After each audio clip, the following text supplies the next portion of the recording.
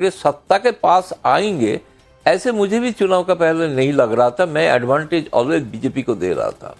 नहीं तो आप जो एडवांटेज बीजेपी को दे रहे गौतम दा, इसका मतलब जो हेमंत बिस्व शर्मा की सरकार चली 5 साल तक, वो असम के लोगों के साथ रही, असम के लोगों का मन जीत पाई। गौरव गोगोई ने जो भी काम किया या नहीं किया, अगर गौरव गोगोई एक चेहरा है तो ये it's a failure of Gaurav Gogoi और प्रियंका गांधी जो स्क्रीनिंग कमेटी की चेयरमैन थी। प्रियंका गांधी तो उम्मीदवार दिया, चुनाव प्रचार रणनीति तो निश्चित तौर पे गौरव गोगोई और दिल्ली में जो नेता बैठे हैं इन लोगों का तो करना है, खास तौर पे राहुल गांधी का भी आता है। लेकिन मैं दूसरी बात कहूँगा, बीजेपी का जो वहाँ पे जो इशू था, वहाँ पे बहुत बड़ा एक इशू रहा है घुसपैठिया। वो असम में आज नहीं, बहुत दिनों से इशू है। उसको हेमंत बिस्व शर्मा ने बहुत सही तरीके से उसका ऐसे इस्तेमाल किया। सच हो झूठ अलग बात, डिलिमिटेशन तक बात है, वहाँ पे एसआईआर नहीं हुआ, फिर भी इस तरह का जो ध्रुवीकरण हुआ है, असम में वो एक रियल, तभी तो असम में एक असम अकॉर्ड करना पड़ा था राजीव गांधी को, क्योंकि वहाँ पे बाहर से जो लोग आना है उसके लेके एक लोकल लोगों में एक नाराजगी, एक ट्रेडिशनल है, उसको हेमंत बिस्व शर्मा काम में यूज किया। ट्रेडिशनल यही हेमंत बिस्व शर्मा कांग्रेस पार्टी में थे, पूछे नहीं जा रहे थे। अब हेमंत बिस्व शर्मा बीजेपी के सबसे आज की तारीख में ब्लू आइड बॉय हैं। नहीं देखिए, बहुत अगर हम लोग इतना सरल विश्लेषण करेंगे ना, तो असम का या तमिलनाडु का, आप नहीं थे तो तमिलनाडु के बारे में मैंने बताया था कि वहाँ एनडीए की सरकार बन जाए तो मुझे आश्चर्य नहीं होगा, जो कुछ वहाँ परिस्थितियाँ बदली थी और उसके आधार भूमि थे। पहले असम पर बोलता हूँ। देखिए, हम लोगों की दृष्टि में हेमंतो बिस्व शर्मा की एक छवि है कि वो ध्रुवीकरण करते हैं। असम में जाएंगे तो पूरब से पश्चिम, उत्तर से दक्षिण, जो लोगों के साथ उनका सीधा जुड़ाव है ना, वो किसी महिला के वो जो है भाई है, बच्चों के मामा है, बच्चियों के मामा है, स्टूडेंट्स लीडर रहे हैं, कॉलेज में जाके स्टूडेंट्स के साथ बात करते हैं। और जो कुछ काम हुए हैं, देखिए पहला काम जो बीजेपी ने किया है कि बंगाल की जो अस्मिता रही है, वो पहले जैसे लचित बरफुकन को लाके एक महापुरुष के रूप में आपने खड़ा किया कि देखो मुगलों के साथ युद्ध करके हुआ, हमारे इतिहास से आपको मिटाया गया, वहां की जनजाति से थे। दूसरा, आज शंकर देव को, महाराज शंकर देव को सामने ला करके किस ढंग से लोगों के अंदर एक सांस्कृतिक पुनर्जागरण। तीसरा जो काम हुआ है कि जो अभी विनोद जी कह रहे थे, देखिए 1971 में जो हुआ, वो कांग्रेस ने जानबूझ करके मुस्लिम सीटों को ऐसे परिसीमन कराया था कि मुसलमान जिसको चाहे जिता दें। उस समय उसका विरोध हुआ था और उसके बाद जो आंदोलन हुआ उसमें एक मुद्दा था वो, तब कांग्रेस ने बदमाशी की। यस, कांग्रेस ने किया, मुद्दा था वो। जो कांग्रेस ने किया वो भाजपा ने किया। जनजातियों उन्होंने अपने हिसाब से बदल लिया, आपने अपने हिसाब से बदल लिया। नहीं, आप ऐसे नहीं, मैं पूछ रहा हूँ ना आपसे, मैं बता रहा हूँ। आप एलिगेशन लगा रहे हो उसमें, नहीं, अरे आप कह रहे विरोध हुआ था, इस बार भी तो विरोध हुआ है। जिस समय हितेश्वर सैकिया की सरकार के समय जो आंदोलन शुरू हुआ था, उस आंदोलनकारियों के एजेंडे में जब आप देखेंगे तो ये बातें शामिल थी कि जनजातियों का जो स्थान होना चाहिए, सुरक्षित सीटें, जो जनजाति असम की है उनकी सुरक्षित सीटें जो है ऐसे कर दी गई जहां मुसलमान उनको हरा के जीत सकते थे, और उसके कारण वहां धर्म परिवर्तन भी हुए। इस बार उसमें से जनजातियों के लिए आरक्षित से हुए हैं सीट, उनमें से करके जनजातियों के लिए उनके साथ उसको जस्टिफाई हुए, न्याय, मतलब उसके साथ न्याय हुआ है लंबे समय बाद कि जनजातियों के लिए वो सीट आरक्षित हुई है वहां पहले। अब कोई कहे कि करा दिया, चुनाव आयोग ने परिसीमन किया है इस समय।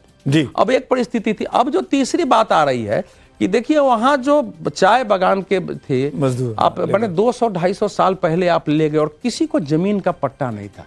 इस सरकार ने 3 लाख परिवारों को जमीन का पट्टा दिया। 3 लाख का कितना वोट होगा जरा असम की दृष्टि से आप देख लीजिए, परिवारों को वोट का दिया है।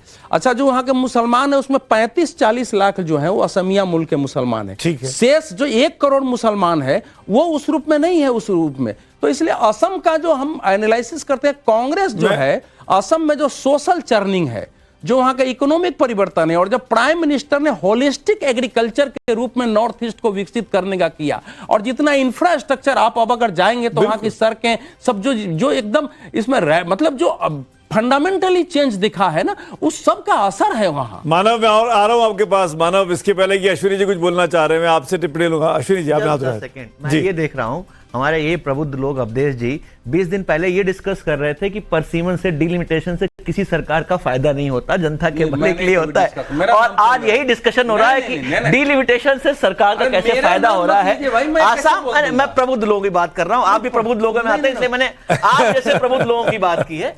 तो आप देखिए क्या कैसे 20 दिन में दुनिया बदल गई है इन लोगों की। अभी तो 4 तारीख का इंतजार करना चाहिए। मैं फिर से बोल दूं, आज हम केवल एग्जिट पोल के जो नतीजे दिख रहे हैं, ये एग्जिट पोल है, एग्जैक्ट पोल नहीं है। एग्जिट पोल ट्रेंड तो बताता है। देखिए लोकसभा चुनाव में भी जी। अगर आप उत्तर प्रदेश, बंगाल और महाराष्ट्र को लोकसभा हटा चुनाव की बात मत करिए, वो 400 पार तक चला गया था, 240 रह गया। 3 राज्यों को हटा दीजिए आप और एग्जिट पोल देख लीजिए आप। अच्छा, हटाने के बाद अगर पूरे आप 32 जगह का करते हैं तो 3 राज्य हटा दिए, उसमें उड़ीसा को भी हटा दीजिए, है एग्जिट ना? पोल को ना, एग्जिट पोल मैं मोटा मोटी पटा मैं चारू और मानव से एक सवाल करना चाहता हूं। बंगाल के बारे में दोनों चर्चा करना चाहते हैं।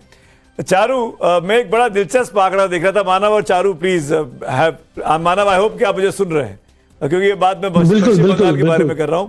बीते 50 साल की राजनीति की बात करें, पश्चिम बंगाल में 2 बार बड़े सत्ता परिवर्तन हुए। कांग्रेस को हटा के लेफ्ट फ्रंट आया 77 में, वो ग्राफिक्स अगर तैयार है तो लगा दीजिएगा।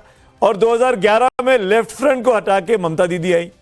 दोनों बार जब सत्ता को चुनौती दी गई तो एक गठबंधन ने चुनौती दी और गठबंधन जीता, लेफ्ट फ्रंट और टीएमसी का गठबंधन, जिसमें कांग्रेस भी थी 2011 में।